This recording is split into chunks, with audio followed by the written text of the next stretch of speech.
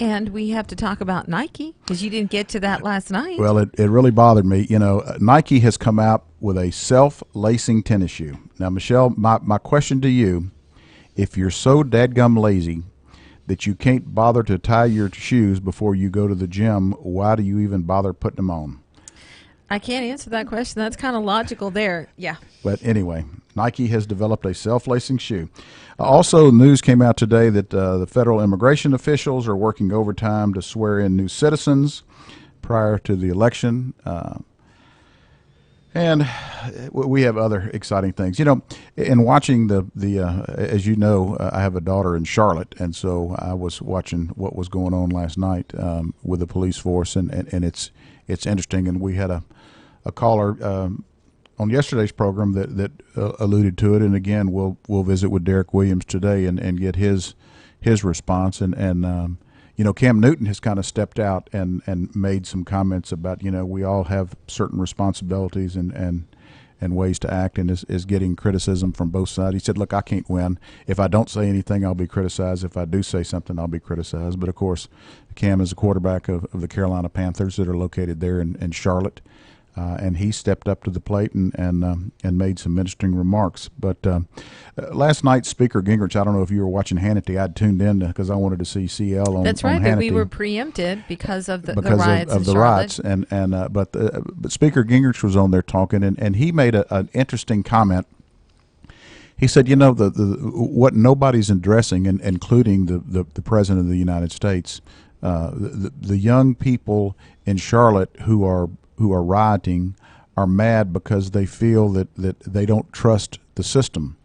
And he said, just as us who don't trust John Kerry and the president, and he said, so there is a huge disconnect, and I think that's part of what Donald Trump and Bernie Sanders have tied into, is that people, you know, when you hear something about the immigration officials rushing to swear in new citizens. I mean, just the other day, what was it, last week, where they mistakenly granted citizenship to 800 citizens that were, I mean, not citizens, 800 illegals that were getting ready to be deported, and then they mistakenly gave them, they didn't mistakenly give them the citizenship. I mean, it's an orchestrated effort, and I think people are, as we talk about the concern about, you know, is our vote really legitimate?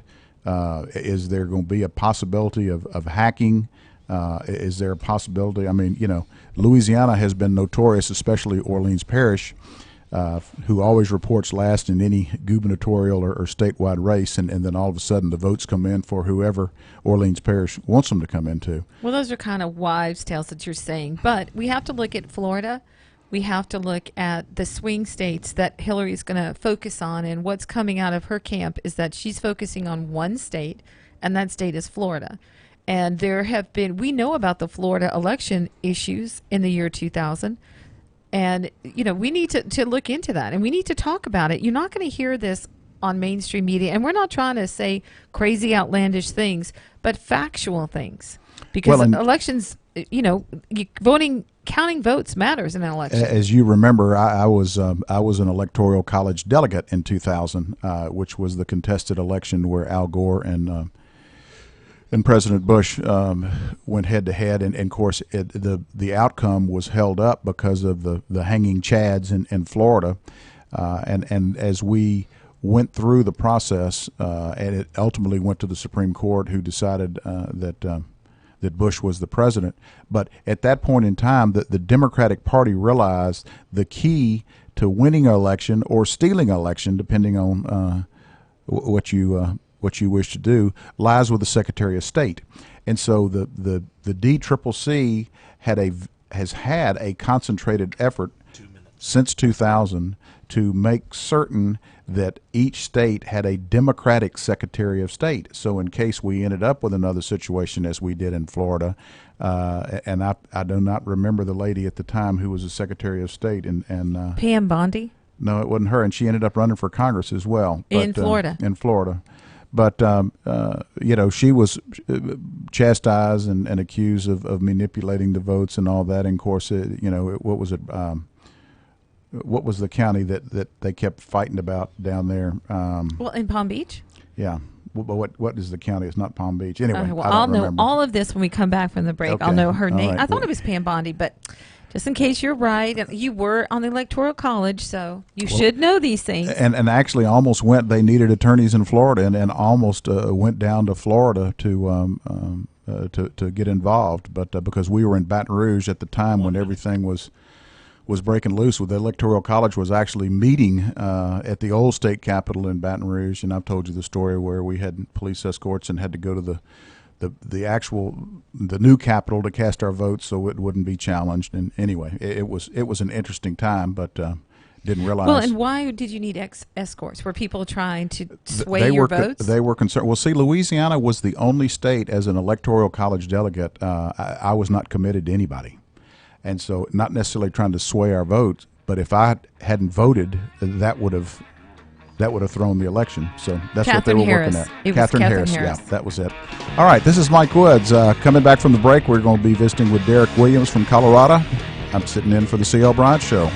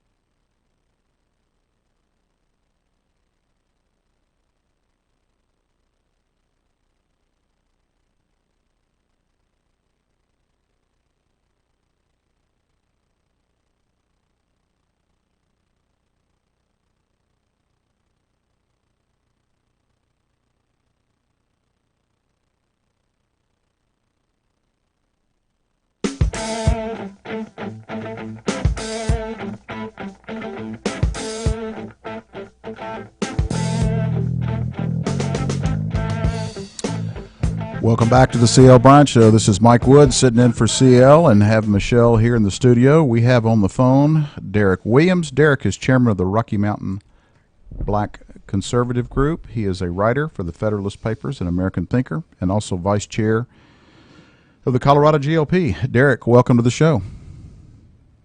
Thank you, Mike.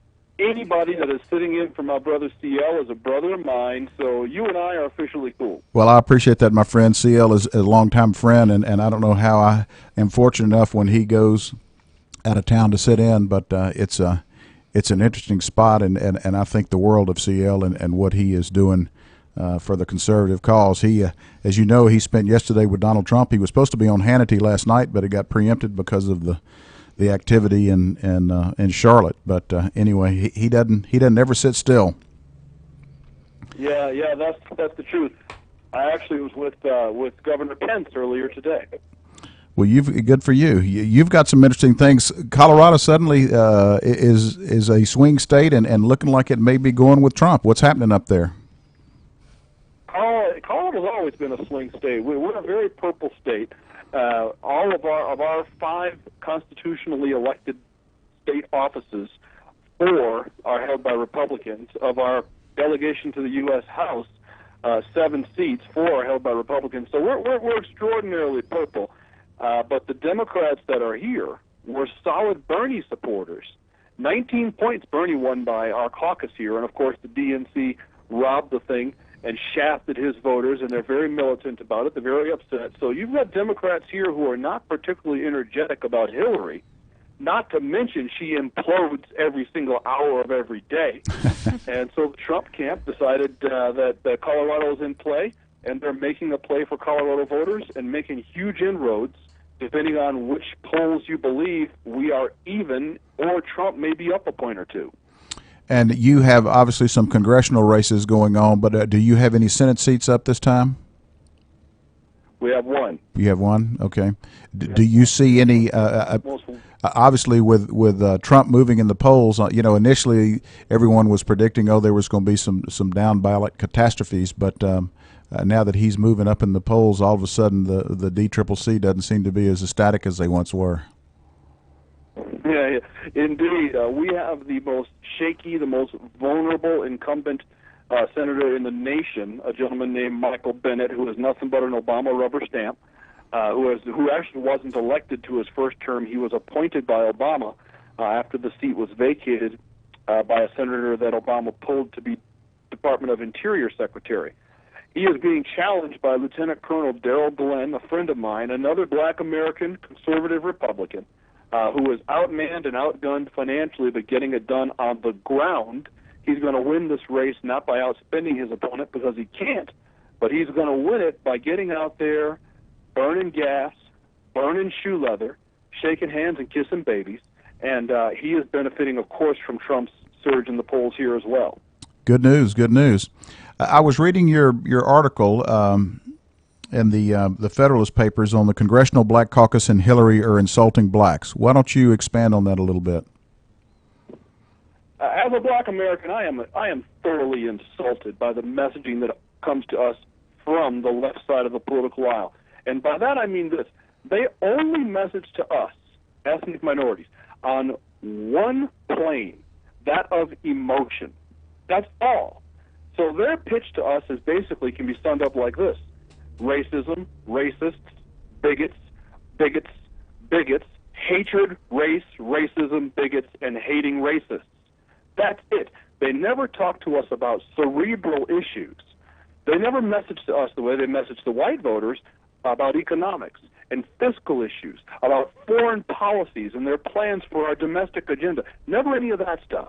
They only talk to us about hatred and racism, and I personally, as a cerebral, thinking black American, take it as an insult. Some great points you're making, my friend. One of the things that Speaker Gingrich was pointing out last night on Hannity as the riots were going on was the fact that people are so, regardless of your socioeconomic status, people are disgusted because they feel that the establishment is either lying to them or not telling them the truth. And he was going through it, and I wish I had a pen. I was half asleep at the time. But he started going through how black unemployment has increased under Obama, how black wages have decreased under Obama, how black home ownership has decreased under. I mean, he went through a litany of things, and the bottom line is that not only is America not better off under Obama, but you would have thought with the first black president that the African American population would have improved under him. But what you're saying is exactly right. He has not addressed the economic issues, not addressed those things that mean something to all of us, and just simply continues to divide the country. Black Americans have not improved in any single federally measured economic statistical category. Not one. You just reeled off three or four or five of them. And we can go beyond economics to high school graduation rates, to out-of-wedlock birth rates. We've declined. We've gone backwards in every single federally measured statistical category. There is no exceptions. Yet this man has the nerve, the unmitigated gall, to stand up there and say, blacks, I need you to get out and vote for Hillary so we don't lose all the progress that we've made. And it would be an insult to me if you didn't. That really surprised me. How dare you? You want to talk about insulting? How dare you tell me how to vote? I will examine the candidates. I will examine the proposals on the ballot and reach my own conclusions about what is the best for me, my family, my city, state, and country. Thank you very much. Don't need your help. Didn't ask for it. Keep your big yap shut. But as long as we're talking about improving blacks, well, what progress are we talking about that we've made, sir? You haven't helped a thing. You've made everything worse. And now you've got the nerve to call whites and Republicans slave owners and racists. Yet you are being our slave owner by telling us how to go out and vote. It's highly insulting, and frankly, we've got to get the word out, and people like CL and I are doing that because they talk to us like we're children. Well, I appreciate that. We're coming up on a break. Derek, if you will stay with us, we'd like to have you in the next segment. We're talking to Derek Welburn from Colorado, the vice chair of the Colorado GOP. This is Mike Wood sitting in for CL Bryant. We'll be right back.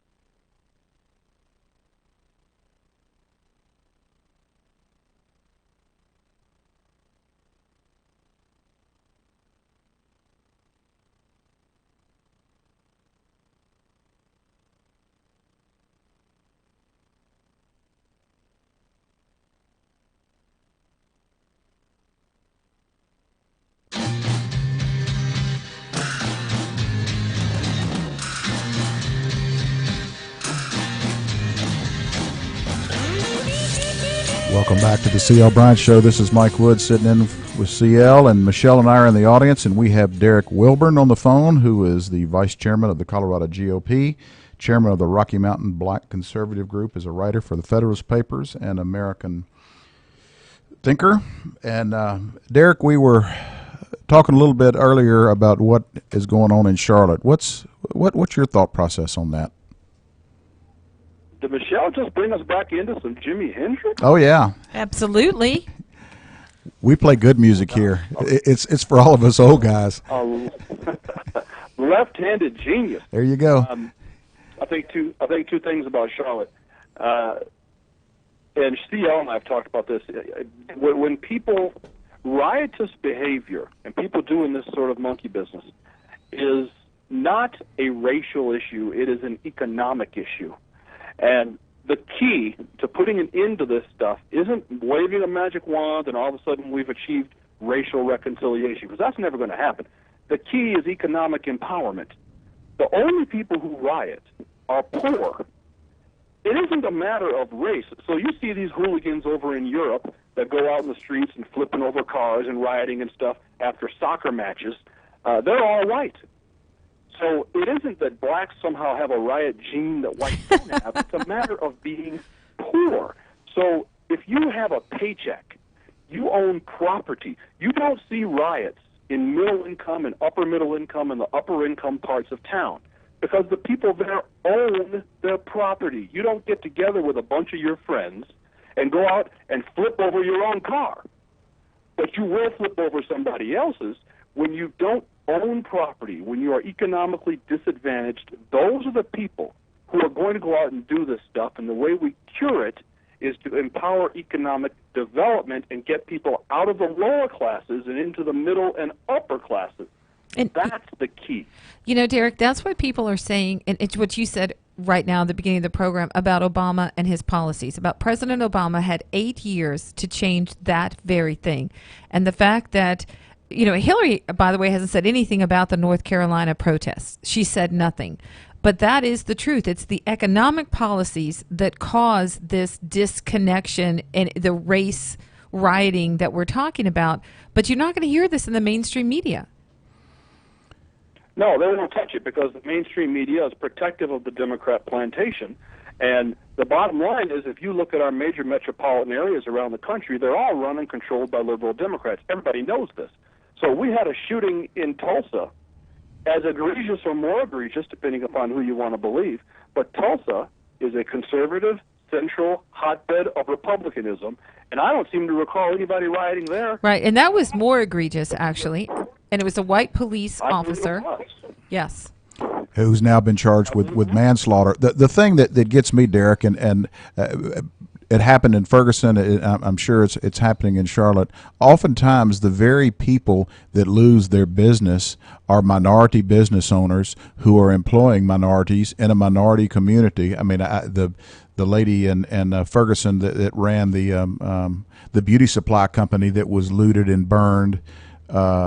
It discourages businesses in already an impoverished area. It happened a great deal in Baltimore. But this situation with Charlotte is crazy because the policeman was black, the police chief is black. Now the NAACP president of Charlotte, a woman, was on CNN earlier saying, well, it doesn't matter if he had a gun or not because we have Second Amendment rights to carry guns. We need to disengage and de-escalate. Just a lot of mumbo-jumbo without any solutions or any accountability for the good people in Charlotte, black and white. And you know, Derek, there's been poor in America the whole time we've had this country, but this rioting rage, we had, poor people 100 years ago, they weren't rioting all the time. No, it's being enacted and enabled from leadership. It's top down. It's starting in kindergarten, and it's advancing through Pop Warner football when everybody gets a trophy. This whole mentality is leadership top down. Loretta Lynch went on TV yesterday and said that she feels the pain of the rioters. The rioters are the ones inflicting the pain. What we should have is leadership like the top cop in our country, our chief law enforcement officer, the director of the attorney general, should have said, you people who are out there rioting are lawbreakers. You are breaking the law. You do not have the right to damage other people's property. You do not have the right to assault people in the streets. And if you are caught, if you are apprehended engaging in illegal activities, we will lock you up for so long that you will forget what your own mother looks like. Knock it off now, or I will use the complete and full weight and power of my administration to bring you to justice. Go home. Well, and you only have to look in Chicago or look at Baltimore or other cities where you have rampant crime and see when the police, I mean, look what happened after Freddie Gray. A lot of the police in Baltimore just no longer responded in the black community to crime calls. And that's, to me, is what's tragic, because the law-abiding citizens that are there trying to do what's right suddenly have lost their police protection because of the bad guys. Well, and Derek, aren't you seeing that this is a Trump phenomenon? People feel the way you do. I mean, you expressed it perfectly just now. But so many people around the country, black and white and Hispanic, that are on the Trump train feel like he is the voice of sanity in a world that has gone crazy. When when Loretta Lynch says that, and we scratch our head saying this is crazy, or when the good people in Charlotte say we're trying to run our city, we're trying to be fair, and this policeman was not a racist, let's keep our heads together and find solutions. Get out there, volunteer to man a phone bank for Donald Trump, stick in signs in the ground, chip in $15 if you have it. We have to do everything in our power to push this man across the finish line and get him into the White House. Our nation cannot withstand another 4, let alone 8 years of this. This is becoming a monthly. Riots were something that the Watts riots was like a once in a decade thing. And then Rodney King came along in the late 1980s, 1989, 1991, whatever that was. This now happens monthly. And if we get more leadership like the leadership we've got now, it could begin happening weekly. This is downright terrifying. And to capitalize on what you said, Mike. Derek, we are going into a break. I appreciate your comments. I appreciate your being on the show. Again, Derek Wilburn. Look him up. He writes some great articles. Thank you, my friend. Mike Wood sitting in for C.L. Bryant. We'll be back.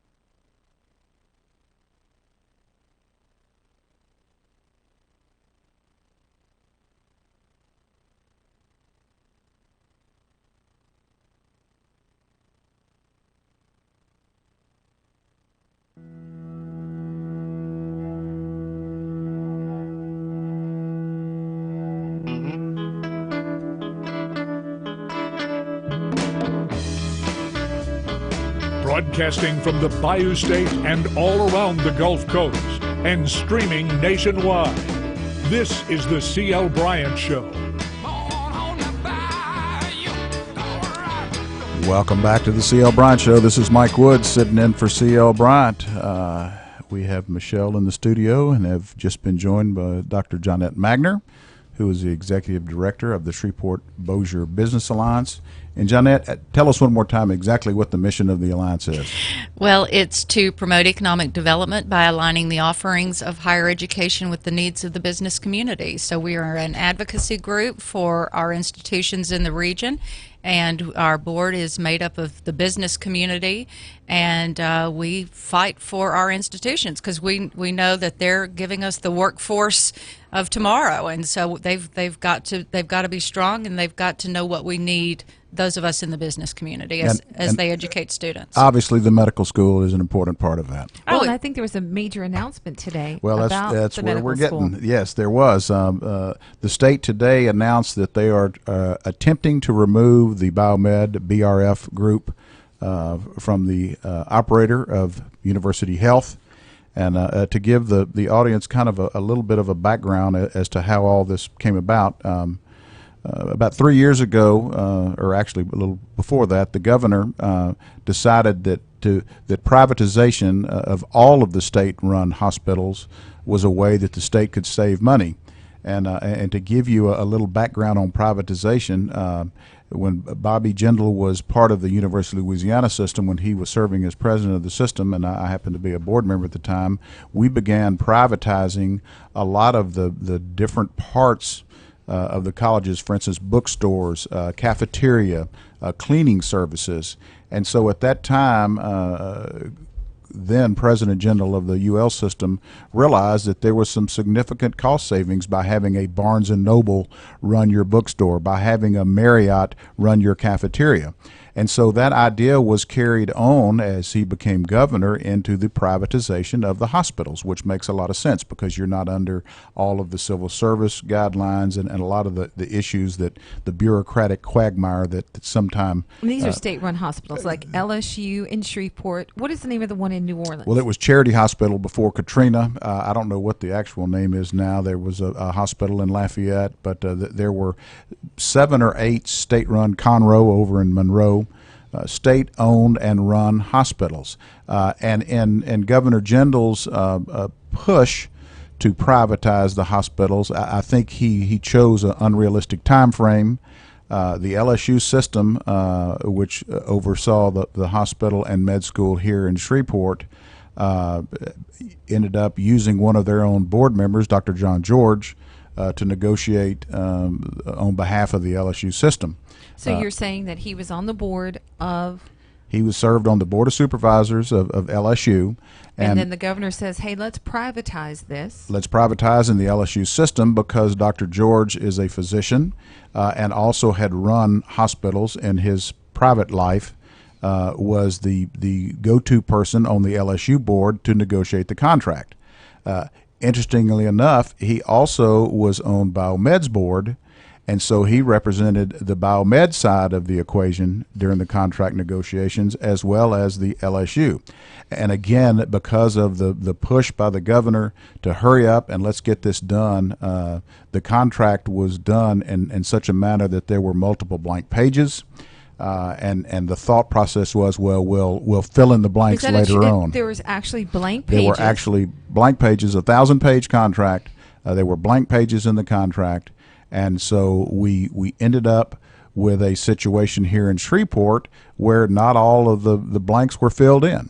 And now we're paying for that hastily drawn. Sounds like Obamacare. We'll read it after we and vote figure out for what it. we did. Yeah. And that's exactly right. And I will say, I was critical of the LSU board at the time for doing that. There were those that raised the conflict of interest question with conflict of interest between Dr. George and Dr. George. How can you represent two entities? How can you represent LSU? But how come this is the first time we're hearing about this? How come it hasn't been talked about, written about? Because you have people at the newspaper who I guess don't know how to write a story. I don't know. I mean, it was in the news somewhat, and I will tell you that the state ethics committee delved into the matter and said that there was no conflict because Dr. George was not receiving a salary. So that was the official word from the state. But He's not receiving a salary now? no, he was not then. He is now. Well, exactly. I mean, that's the whole storyline. But again, it was so obvious that the governor was pushing to get this done, and John unfortunately was in the wrong place at the wrong time because he got picked to try to handle it, and as a result, we now have a contentious mess. So this hospital was supposed to be taken over by a private entity. So the budget of the hospital was supposed to now be funded same as it was. It wasn't going to be a decrease in the hospital size. Is that correct? That is correct. Yes. So so has there been a budgeting problem? There has been a budgeting problem, and Biomed contends that the state has not paid them in a timely manner and has not held up their end of the But obligation. it was privatized. I think that's where the average listener like myself is trying to understand. Like in New Orleans, there are 4 different hospitals that are funding the medical school there and the charity hospital as it was before. 4 different hospitals are sharing the budget. So now it's no longer on the taxpayers' back. It is privately run with private money coming into it. Well, no, not necessarily. Okay. It's not all, even though it was privatized, there are still state dollars through Medicaid and federal dollars through Medicare. Especially with Obamacare being expanded and Medicaid expansion in Louisiana, that should have been an increase of those dollars coming to University Health. Well, I agree. And when Dr. Roseman gets here, Johnette, do you want to weigh in on the payments? I'm not up to speed on that. No, I think what I'd like to do is talk about looking forward and what we need to do as for our medical school, which is an absolute jewel in this community. We've all been worried about the medical school, and because the medical school does not have the money it needs to operate. A year ago, when we had a legislative session, we were able to get an additional $30 million on top of the higher education and health care appropriation to fund the medical school. This year we only got 10. And so the medical school has even less money than it's had before. And like all of the institutions here in the state, since 2008, we've had severe state budget cuts. And so all of them have dipped into reserves and all of them have suffered. And our medical school, and like a lot of schools, they can't enroll more students. They can't charge more tuition. So what we're in the process of doing right now is creating a new funding model. And the model that LSU has chosen to create is one patterned after the New Orleans model. And that's where the medical school doesn't have a single partner hospital. It has many. And so we recently entered into agreements with, the state did, with and the medical school with 6 hospitals in the region. So the faculty and the residents at the medical school will be working with more hospitals. So that's good news. Well, and the expectation is that that's going to generate even more revenue for the medical school, which is critical. When we come back from the break, we'll talk more about that because there are some accreditation implications regarding the residency and their patient load. Anyway, this is Mike Woods sitting in for C.L. Bryant with Johnette Magner and Michelle, and we will be back after the break. Some cheap sunglasses. Oh yeah. Oh yeah. Oh yeah.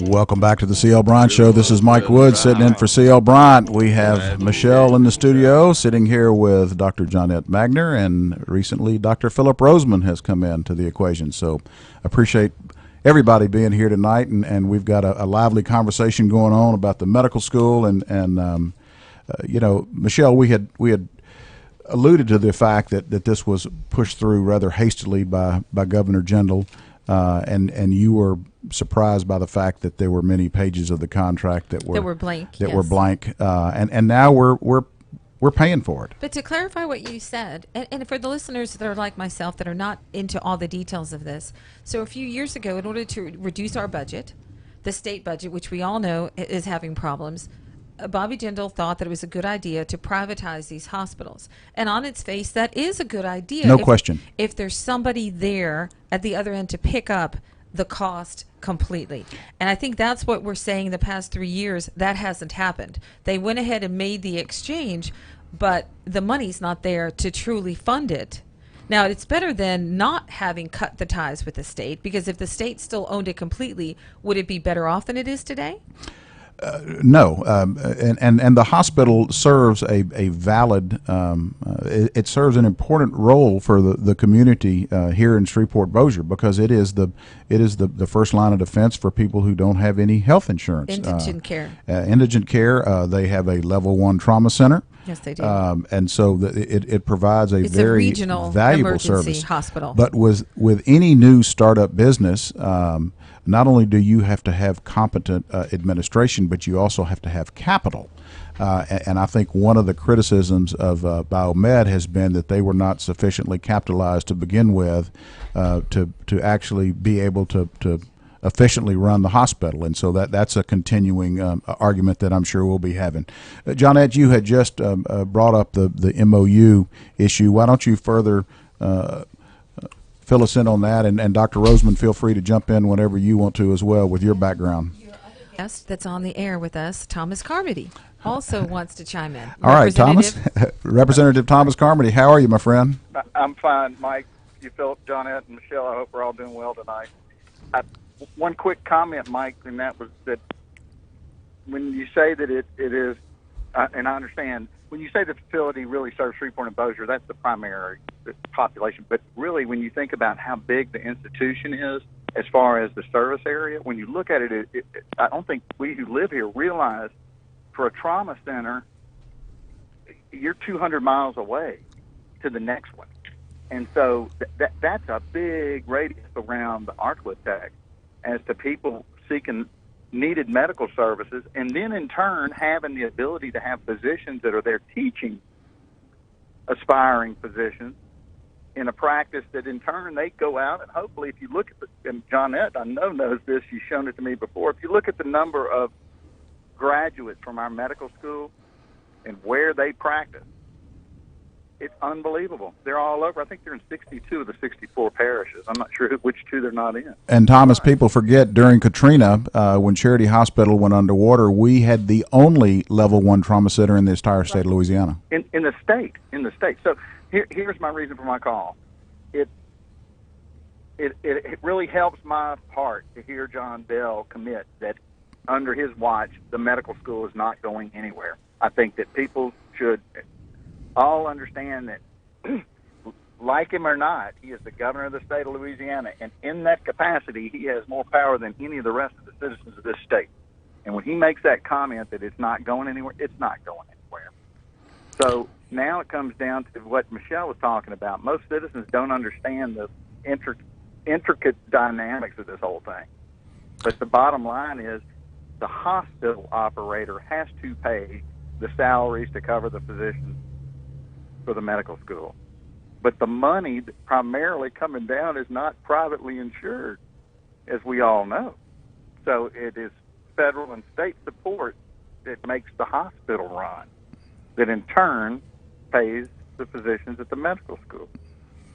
Well, I think Thomas is right on. And, it is a statewide entity. The medical school service not only physicians, but the allied health capacity of the school is serves every parish in the state, and the trauma center is as you say, a 200-mile radius, and the closest one in Louisiana is in New Orleans.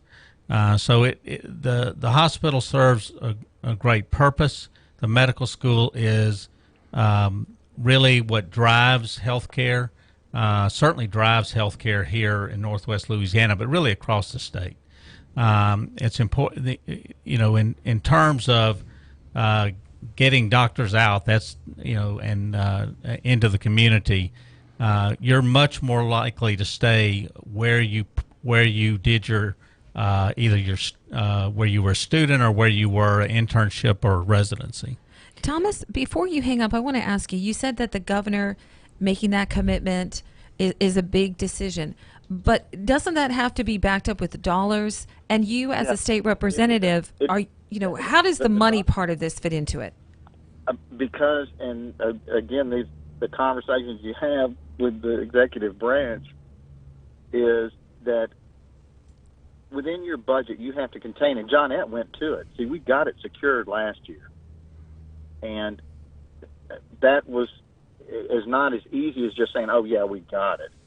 But understanding that we were changing the way that the financing model was going to work, that now you see where the state of Louisiana has said the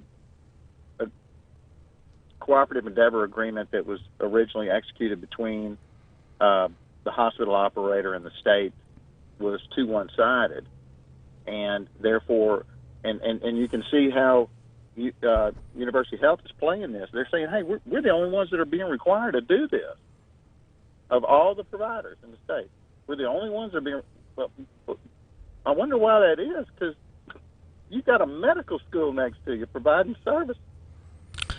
That's why. And Thomas, when you look at it, you go down and look in New Orleans, and what they're doing in New Orleans. It's not just depending on one hospital to be the one hospital in which we train physicians, the one hospital in which we work through all the medical school physicians. It's spread out across the community. New Orleans has multiple partners, and so the risk is lower. Here, Philip. Huh? I wish we had multiple partners here, and I know that they're more than just the obvious of the VA. I don't know how much demand there's going to be from Christus Highland, and maybe there will be some great demand. I know that many of the physicians work and also have, I guess, the training for their, well, or at least they were allowed before the lawsuit that they could train at Willis Knighton in the clinics. But I understand exactly what you're saying, and when Dr. Ollier in New Orleans... Thomas, we're getting into a break. If you would stick with us, we're going to come back with Dr. Roseman and Dr. Magner and Michelle and I and Representative Thomas Carmody. This is Mike Woods sitting in for C.L. Bryant. We'll be back in a few minutes.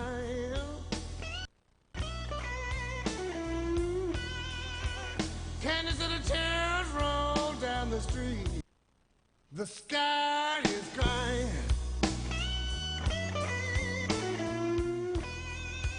Cannons and the tears roll down the street.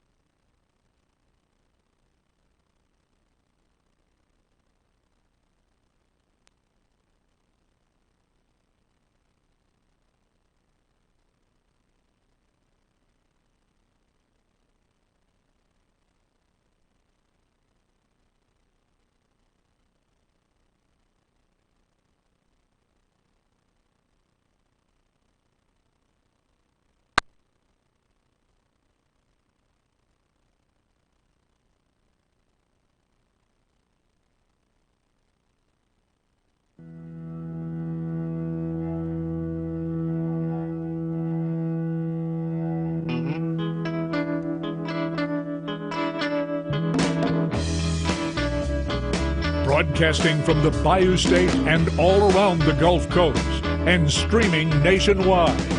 This is the C.L. Bryant Show. Welcome back to the C.L. Bryant Show. This is Mike Wood sitting in for C.L. tonight. I'm in the studio with Michelle and Dr. Philip Roseman and Dr. Johnette Magner. And again, to bring the listening audience up to speed, we had breaking news today that the state is trying to remove the Biomed BRF from managing university health.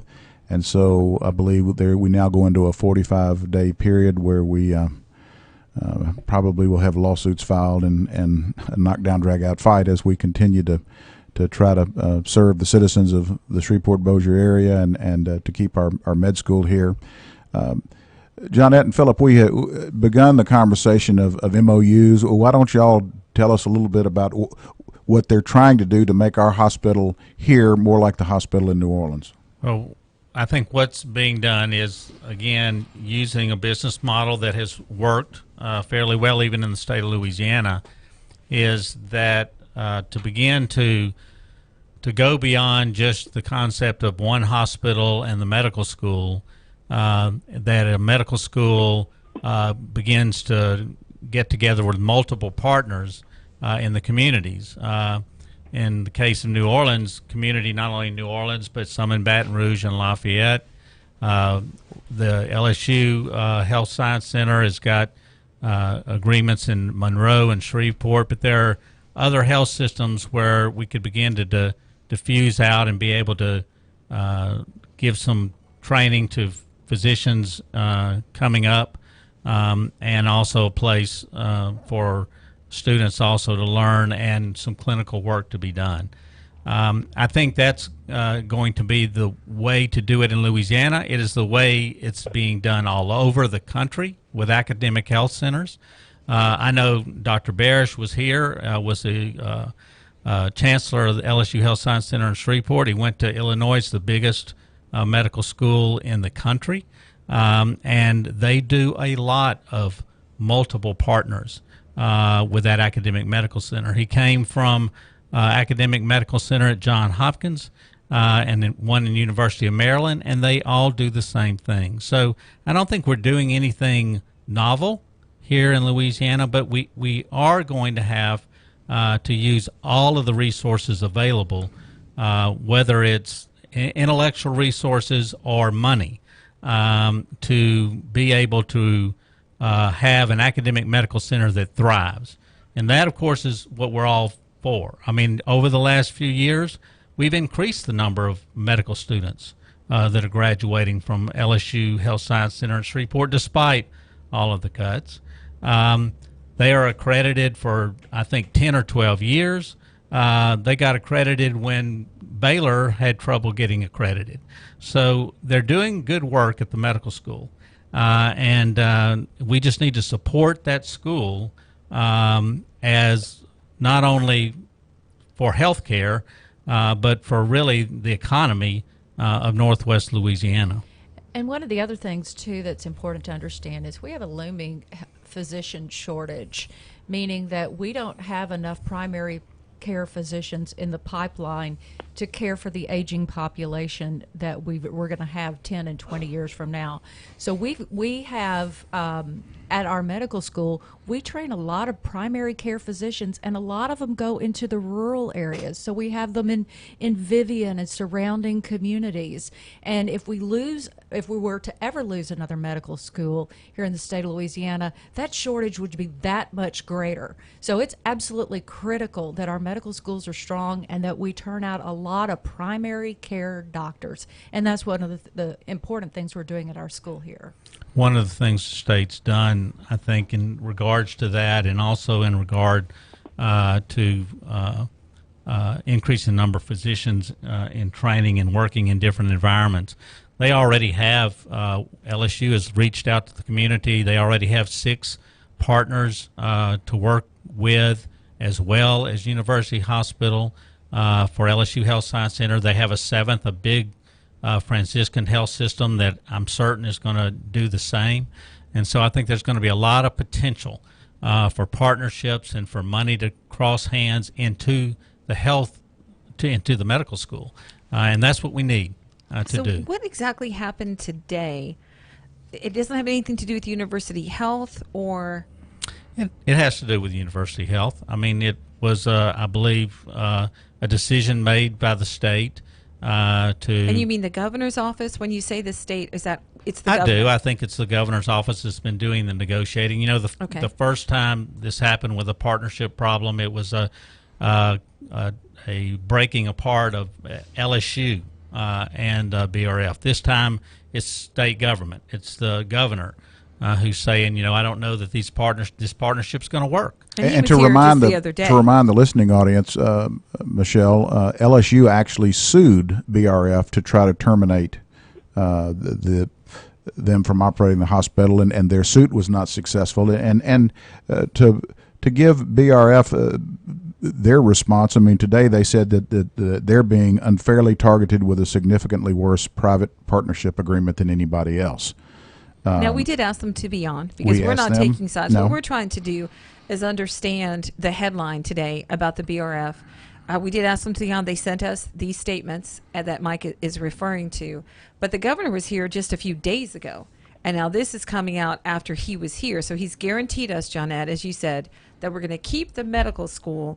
But it looks like we're not certain on how that's going to be funded, or there are some solutions in the pipeline about how to do new ways of funding. But I think one of the things that's important for your listeners to understand, Michelle, is that while all of this is being discussed between the BRF and the state, nothing is changing at the hospital or the med school. The people who went to work today and did their job are going to go to work tomorrow and do their job. They're going to continue to care for patients. They're going to continue to educate students. So we need to be sure that no one in this community thinks that while this discussion continues, that anything is happening with respect to their care or with respect to the education of the students. As we go into the break, we're going to ask Dr. Magner and Dr. Roseman to join us back. If you have a question or comment, 320-5335. This is Mike Wood sitting in for C.L. Bryant. We'll be back.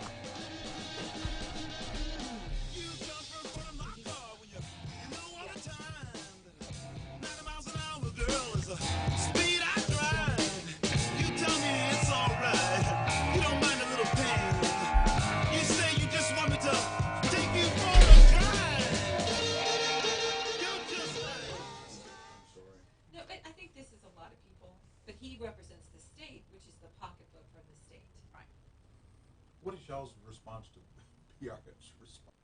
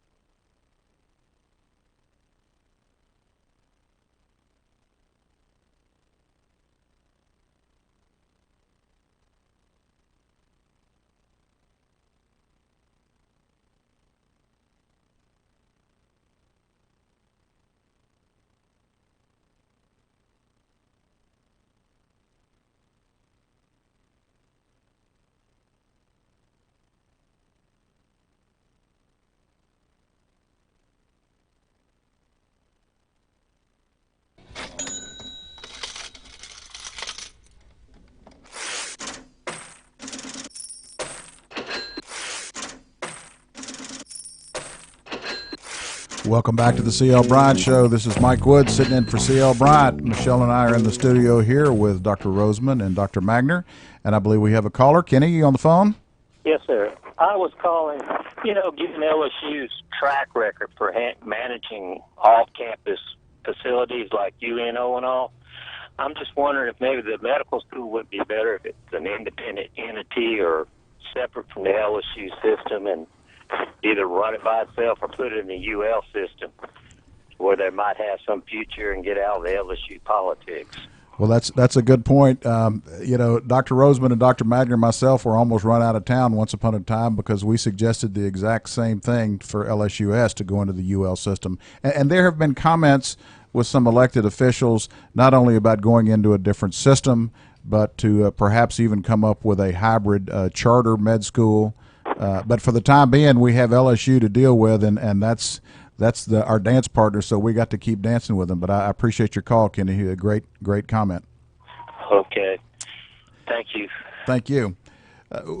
Dr. Roseman, we had started talking about MOUs, and you were getting ready to expound on that. Well, what exactly is an MOU, and what has it the savior of the medical school? MOU stands for Memorandum of Understanding. It is understanding between two groups on a specific issue, and a kind of a commitment to carry forward what you say you're going to do.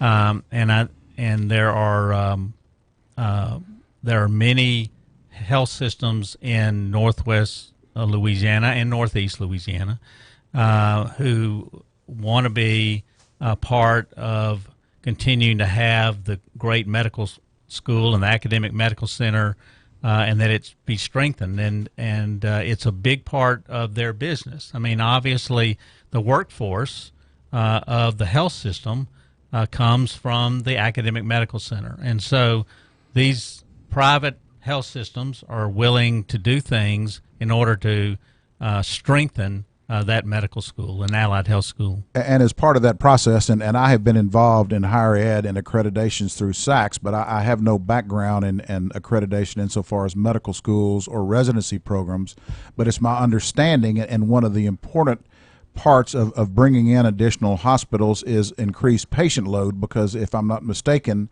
to maintain your residency accreditation, the residents have to have a certain patient load in order for their program to be accredited. Is that correct? And that's an important part of these kind of agreements. And so as we're going forward, one of the great advantage of having these MOUs with who are the MOUs with right now? Right now it's with Christus in Shreveport, Christus in Alexandria, the Willis-Knighton Health System, Rapides Healthcare System, DeSoto Regional, North Caddo, I believe.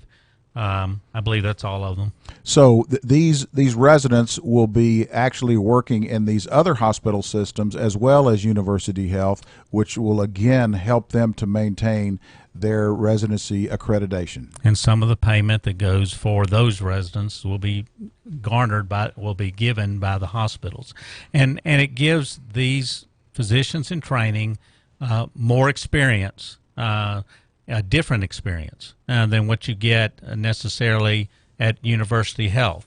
There's a great experience there, but there is a very different experience that these physicians in training need to see in the private health system. So this is a significant improvement as far as the education of future doctors. Now, you did your medical studies here at LSU Medical School in Shreveport, and you also did your residency here at the then Charity Hospital.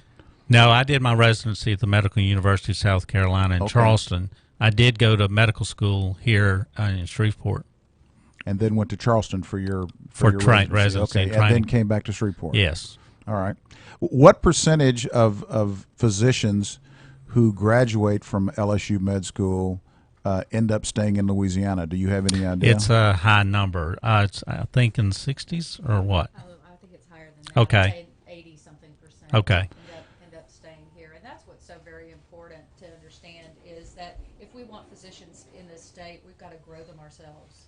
Well, and it's critical at a time when we have a shortage of physicians in Louisiana to think that we could possibly be jeopardizing that, and so that's encouraging. And you heard Representative Carmody talking about it, and you heard Governor Edwards talking about it here at Rotary. That's why it's so critical. We've got to do everything we can to save the medical school. Well, not only save it, but again, it's beyond survival. We're gonna survive, but the thing that has to happen is this medical school has to thrive. And what I'm saying is, just take this idea of not having enough primary care. A lot of that's going to be done by physician extenders in the future. We have the physician assistant program right here. We have a great nurse practitioner program in Northwestern here.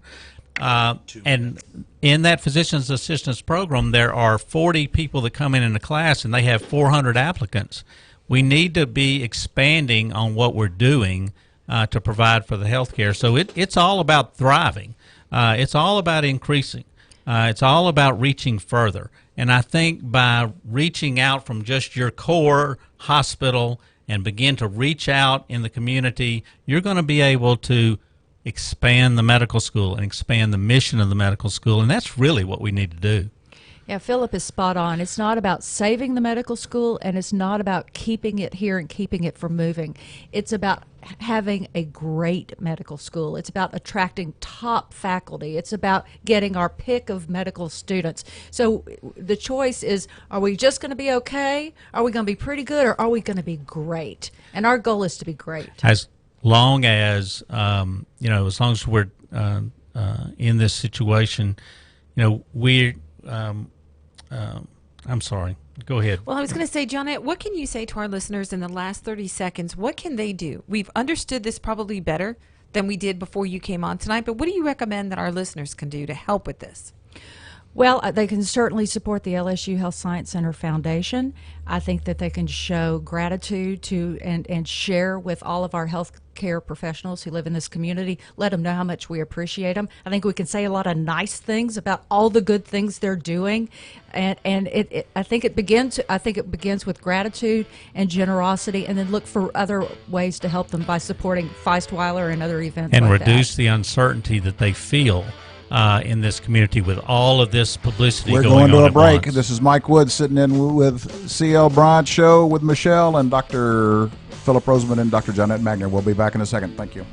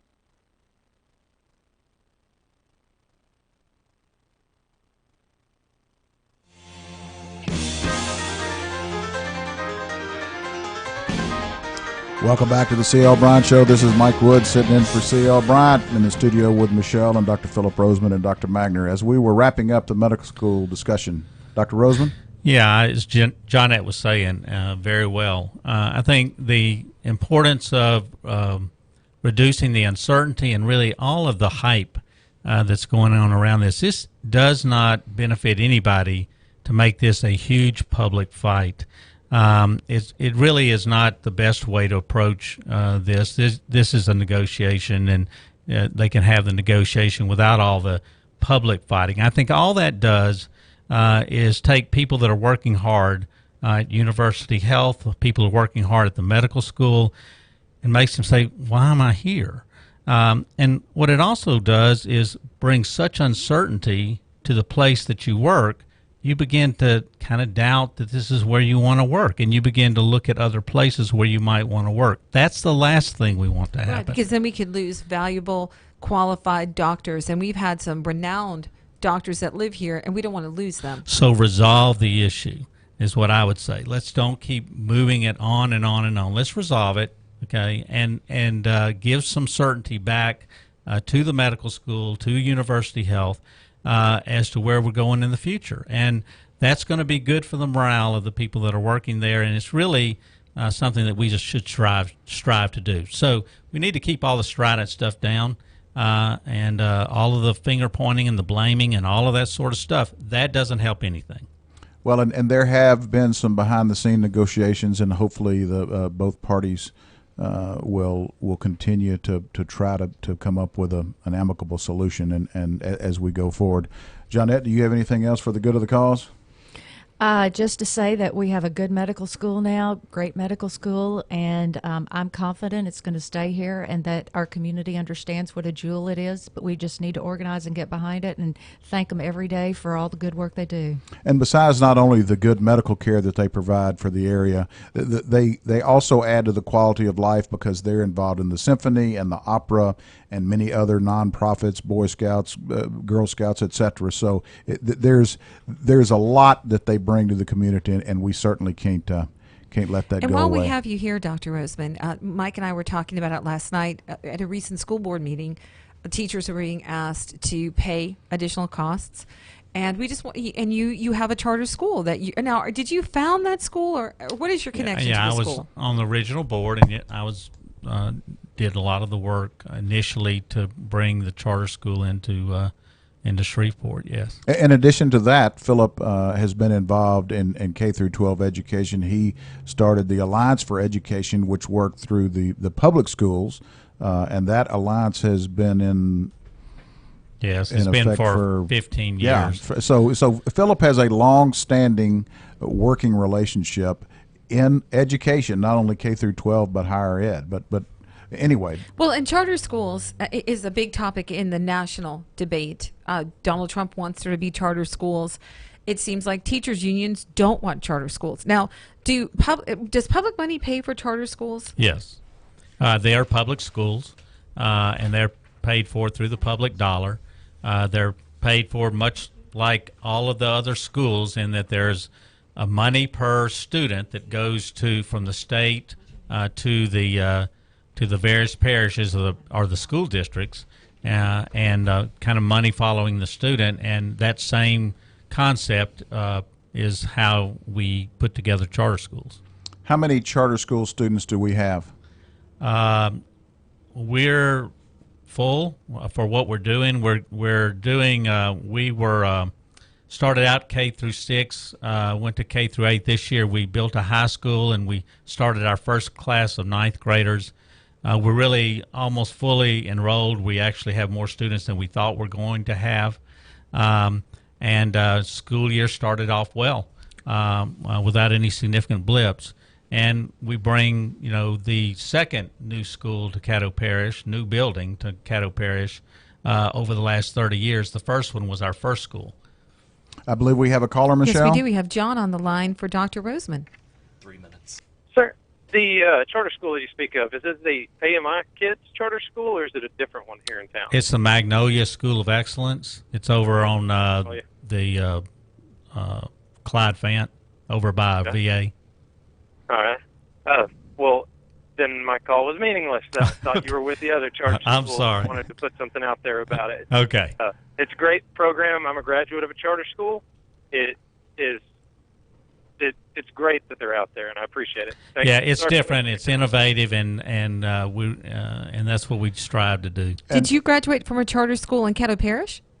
No, in East Texas Charter High School. Before the move, original location. But I had some concerns about the other school that's popped up in town.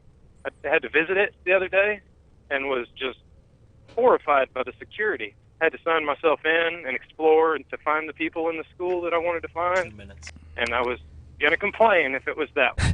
Yeah, no, Again, you won't find that happening sorry if you're with the where other we are now. Well, John, I appreciate your call. Yes, sir. Philip, and looking and doing some research yesterday, there are 49,200 students in Caddo Parish in the public schools.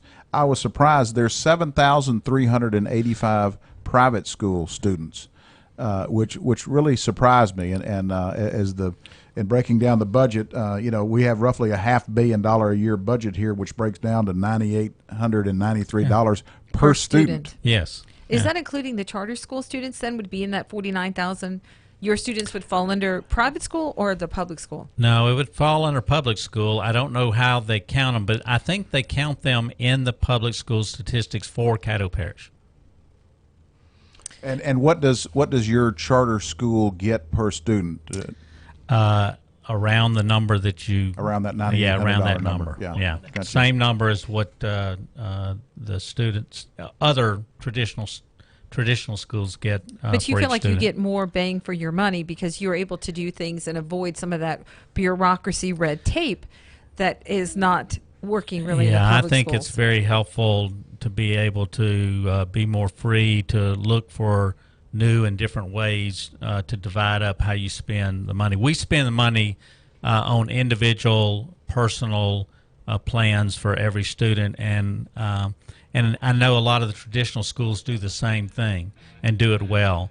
But I mean, that is the way that you're going to be able to educate students in this world that we live in. As we go into a break, this is Mike Woods sitting in the studio with Michelle and Dr. Philip Roseman and Dr. Johnette Magner. We'll be back on the C.L. Bryant Show in just a second.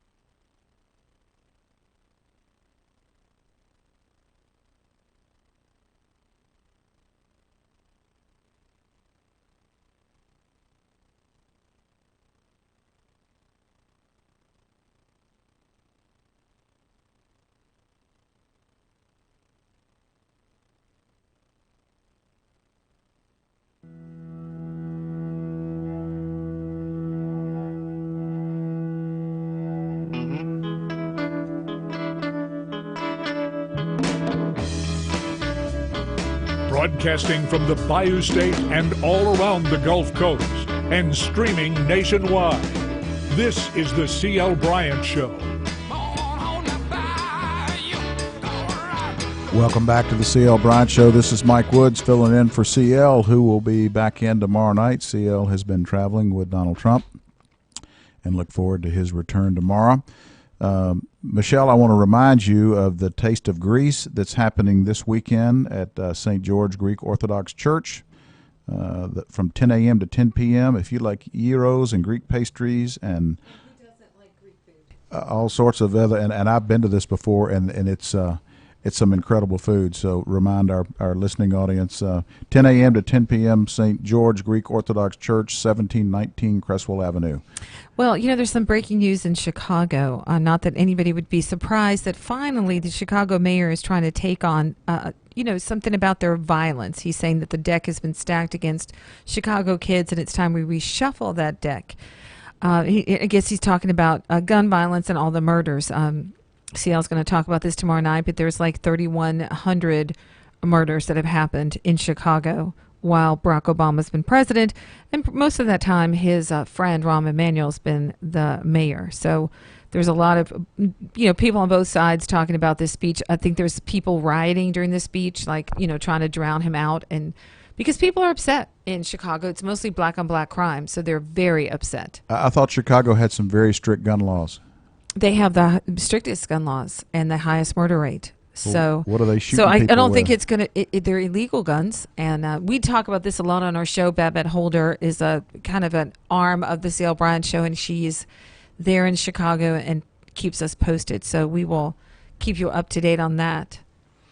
In the meantime, Donald Trump was in North Carolina yesterday in a campaign rally and accused Hillary Clinton of being the chief emissary for globalism. And, of course, we talked about globalization some yesterday. And as we go forward, also in looking through the news, there was a quote from our president in speaking to the UN. And so you'll understand where this globalism is coming from. His comment was, only by submitting to a one-world power can government fight terrorism. And so what does that mean? She said that? Obama said that. Okay. At the UN. But, of course, Clinton has continued to push the fact that, if you like what you got under Obama, you're going to really like me because I'm going to continue with your policies. And we talked about this a little bit yesterday, the Bush family and others. I mean, globalization is not a new concept, and it's part of the backlash we saw as a result of the Brexit vote was the folks in Great Britain were sick and tired of having the EU tell them what to do. There's all sorts of things coming forward out of the World Bank. On September 30th, they're going to bring in a new currency. And so, globalization is something that we should all be concerned about, and it's something that I think has spurred a lot of the Trump trained folks to get involved in, whether you're for him because you want to support the Second Amendment or the First Amendment, or you don't want globalization or whatever. There's a lot of different reasons, but there's some interesting things going on the campaign trail. And I was looking, it's interesting, Hillary is losing her millennial support. In the 18 to 34 age group, right now she's only up 5 points, where a month ago she was up 24 points. And at a recent event at Penn State, students at Penn State accused Hillary of being slimy. So she's losing her youth vote. We heard from the previous caller from Colorado that the Bernie folks are mad at her. There was also another poll out today. American troops support Trump or Johnson over Clinton. 39.8% were for Trump, 36% for Johnson, and 14% for Clinton. So she's not doing well with the traditional young vote, which is normally, Well, we've got some more Democrats that are going to be supporting Trump. This gentleman, Adam Walensky, he is Robert Kennedy's speechwriter. We all remember Robert Kennedy. especially you because you're older than he is. He's saying, I was Robert Kennedy's speechwriter. Now I'm voting for Trump, and here's why. And this was in Politico, and Politico is not a fan of Trump or the Republican Party. But he said, as a lifelong Democrat, he said that the party that it is today is not the party of President John Kennedy or of Attorney General Robert Kennedy. And, that's a sentiment we see a lot, but you're not hearing about any of this in the mainstream media. Now, Hillary canceled an event in North Carolina yesterday. Trump was there. It's amazing to me. And first of all, we need to talk about polls, too, because you've been in politics for a long time. And there was a time when it was a novel idea to call people on the phone like 20 years ago in the 90s. It was an effective way to get polling numbers. But today, Mike, people are not even answering the phone at home. Well, first of all, a lot of people don't even have a phone at the home. I mean, I don't have a landline at my house, and I think a lot of folks and I had a couple of calls today that popped up unknown. Well, guess what? I didn't answer them. And so I think you're exactly right. I think our polling data are skewed, and as we found out early on in my political background, the way you can direct the answer, direct the question to generate a certain answer. So I believe polls as far as I can throw them. But anyway, I don't do polling for a living. This is Mike Wood sitting in for C.L. Bryant with Michelle. We'll be back in a second.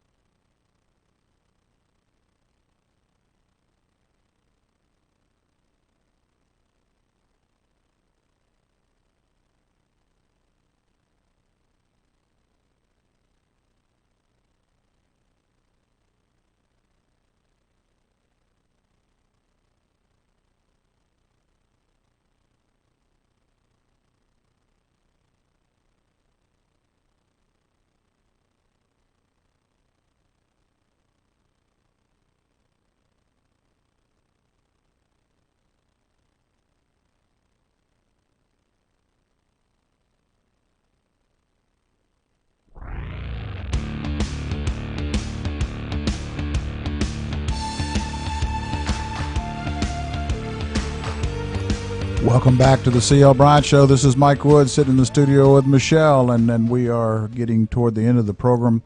You know, Michelle, as we started this political presidential season, you were not on the Trump train. I was not on the Trump train.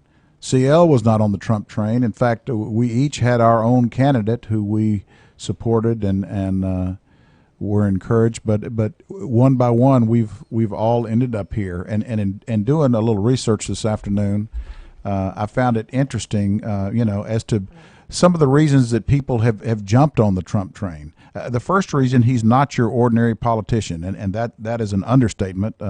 He has been different from day one. He has different ideas, not exactly radical, but they're not the Washington status quo.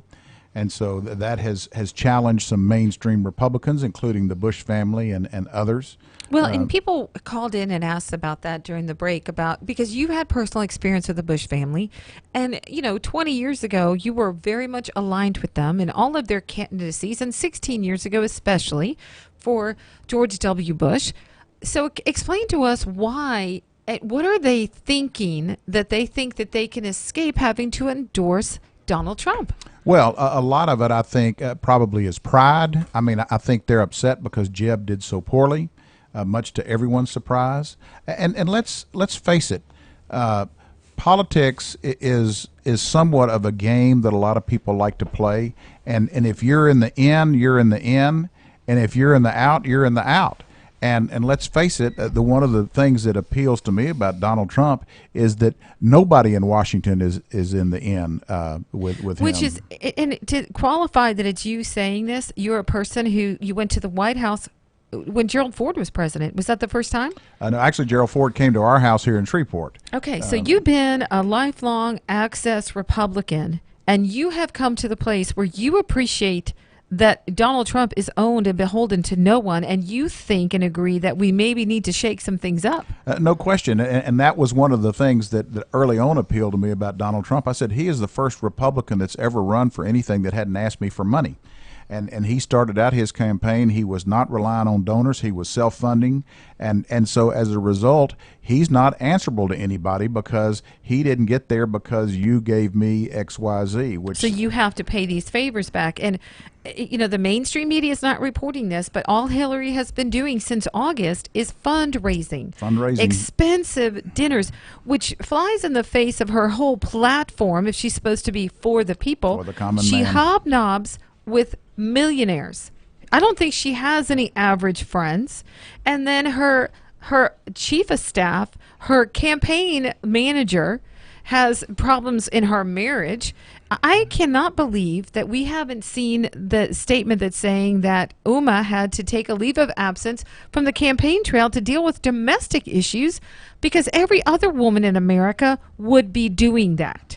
And the fact that the mainstream media doesn't talk about that, or women commentators that say that they're pro-women and allow Hillary to get on stage Monday night, and I'm saying this, and I hope people wake up to this, if she gets on that debate stage Monday night and tries to say that she enables and empowers women, her life is the opposite of that. And just what's happening with her assistants' domestic problems shows you that that's not empowering women, because all women listening to our show, if their husband was doing those things with their children around, they would have taken a leave of absence.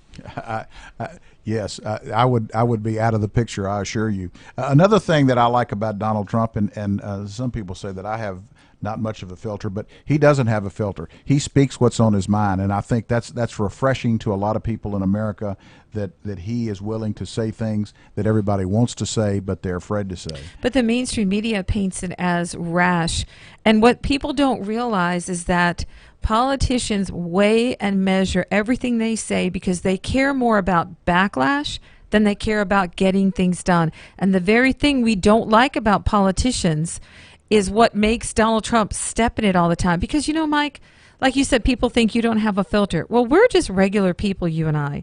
And we don't have people walking around with cameras and microphones and every word, every comment. Because we can we're not going to say racist things, but we can say inflammatory things. And, Donald Trump accidentally does it. Imagine, Michelle, a president who actually has some business accomplishments and we forget. I mean, what has Hillary done from the business side other than she was really good at cattle futures? She hasn't had a job since 1992. She was the first lady. She's been a senator. She's been a secretary of state. But she has not had a job that taxpayers didn't pay for. And now she wants to finalize the deal by being president. How is everyone in America not outraged, regardless of party? Trump's policies on immigration in light of the recent bombing in New York. Who was it? It was an immigrant from Afghanistan that was blowing things up. And he jumped on this immigration bandwagon early on. And, of course, the press crucified him. But that's just another area. Well, he was a naturalized citizen from Afghanistan. And his father had reported to the FBI. Now, we're talking about the bomber in New York over the weekend. His father had reported his son to the FBI 2 years ago. The ex-wife had, banned him from seeing the child. And as we look more into these things, but what is happening with the FBI, with the Border Patrol, they're saying they're not allowed to do their jobs anymore because it's not politically correct to say somebody is questionable because they're radicalized and they're a Muslim. No question. There's other reasons to vote for Trump, and we'll wrap it up as we go to the break. This is Mike Woods sitting in with C.L. Bryant and Michelle here. We'll be back in a minute.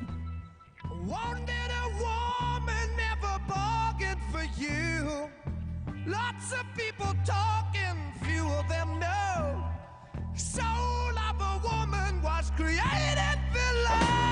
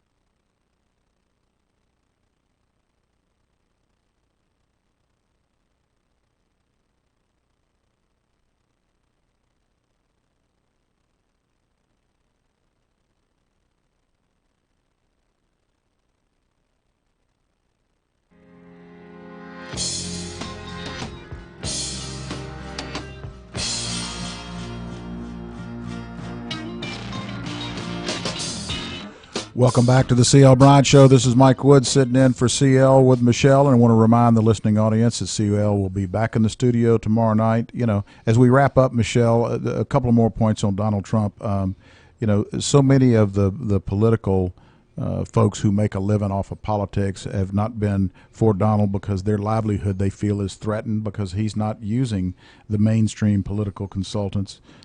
His campaign staff is so small, and it is nothing like the organizations for the past 20 years. And his advance person is from Minden, Louisiana, isn't she? I don't know.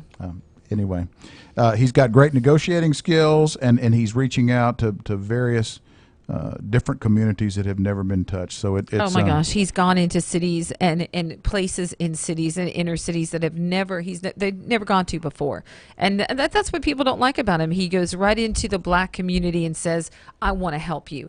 He doesn't talk about it down the street. He goes in there and says, "What can I do?" So apparently, we got a phone call that this Tuesday night, the 27th of September, at Centenary College, one of his national security advisors, Admiral Charles Kubik, is going to be at Centenary College Tuesday night, 6 p.m. on the 27th. We'll get more information and we'll put that up on our Facebook page. Great. Well, it's going to be interesting. We are closing in toward election, and obviously, besides the presidential race, we have a Senate race that's turning out to be pretty interesting with all of the numerous. Well, the new candidates. polls came out, and I guess Kennedy is up on top, but Boustany just behind him is moved into second place. Fayard is in third, so Campbell is slipping. John Fleming is increasing in his numbers. So anyway, it's going to be interesting, and we have a congressional race that's kind of been overshadowed by all of the presidential politics, and have a large field there. So that's going to be interesting. So let me ask you, for our listeners, what are you expecting to happen Monday night at the debate? I think you're going to see a deer in the headlight look from Hillary Clinton, and I think you're going to see a Donald Trump who is relaxed, probably somewhat feisty. But I think as he has done, I mean, this guy has been interviewed more than anybody. Well, he was anywhere. Prepared for television because he was on TV. A lot of people say that, Ronald Reagan, they said, well, he's an actor. He could never be president. And they say that about Donald Trump. Well, he's a businessman, and he can never be president. He's a reality TV star. And remember, Hillary does not like press conferences. She does not like people to ask her questions or to challenge her answers. So I think it's... Do you think there's any truth to the fact that she wears earpieces? Well, I saw the pictures, and it sure looked like it. But, it's going to be interesting to see. Her health is going to be a question, the other I think night, she's going to be taped up, she had injected wild up. eyes. Her face will be pasted back, and we will see a woman who looks 30 years younger than the woman from the video Saturday night. I don't know if you saw that video. We posted that on Facebook. Yeah. Oh, my gosh. It was interesting. Okay, as we wrap up the show again, thank you to the men and women in the armed services who so bravely serve our country so we can have the freedoms that we have. Thank you to the men and women that serve in our police and fire department. We thank all those public service folks who do things behind the scenes. This is Mike Woods sitting in for CL Bryant. Thanks for listening. We'll stand by your side, and the